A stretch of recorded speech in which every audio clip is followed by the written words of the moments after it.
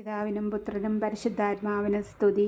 ആദിയിലെ പോലെ ഇപ്പോഴും എപ്പോഴും എന്നേക്കും ആമേൻ. ത്രിയേക ദൈവമേ, അങ്ങേ സ്തുതിക്കുന്നു, ആരാധിക്കുന്നു, മഹത്വപ്പെടുത്തുന്നു.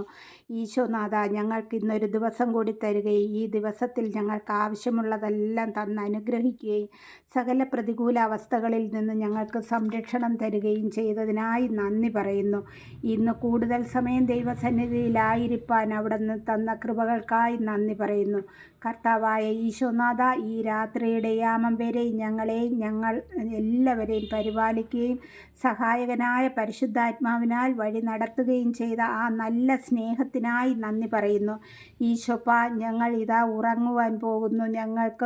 ഞങ്ങൾക്കുള്ളവർ എവിടെയൊക്കെ ആയിരിക്കുന്നുവോ അവിടെയൊക്കെ അവിടുത്തെ ദൂതന്മാരെ കൊണ്ട് കോട്ട കെട്ടി സംരക്ഷണം നൽകണമേ. ഞങ്ങൾ ഉറങ്ങുമ്പോൾ ഒരു ദുർസ്വപ്നം കാണുവാൻ ഇടവരുത്തല്ലേ അപ്പ.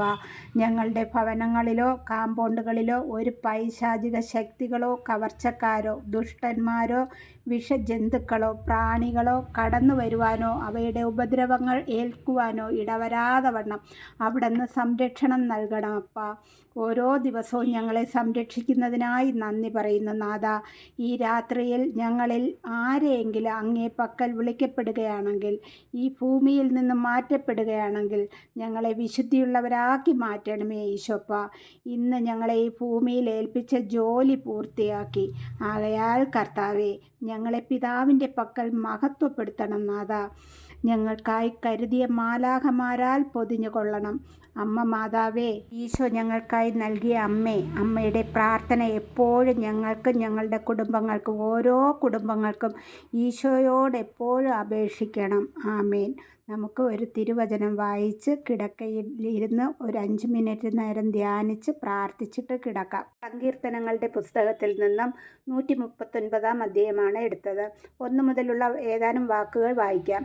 കർത്താവെ, അവിടുന്ന് എന്നെ പരിശോധിച്ചറിഞ്ഞിരിക്കുന്നു. ഞാൻ ഇരിക്കുന്നതും എഴുന്നേൽക്കുന്നതും അവിടുന്ന് അറിയുന്നു. എൻ്റെ വിചാരങ്ങൾ അവിടുന്ന് അകലെ നിന്ന് മനസ്സിലാക്കുന്നു.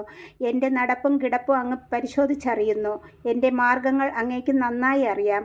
ഒരു വാക്ക് എൻ്റെ നാവിലെത്തുന്നതിന് മുൻപ് തന്നെ കർത്താവെ, അത് അവിടുന്ന് അറിയുന്നു. മുൻപിലും പിൻപിലും അവിടുന്ന് എനിക്ക് കാവൽ നിൽക്കുന്നു. അവിടുത്തെ കരം എൻ്റെ മേലുണ്ട്.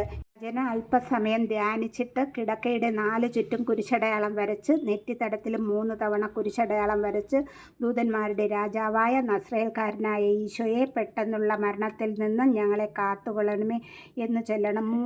3 തവണയും നെറ്റി കുരിശിൽ വരയ്ക്കുമ്പോൾ ഈ പ്രാർത്ഥന ചൊല്ലി തന്നെ വരയ്ക്കണം. ആമേൻ.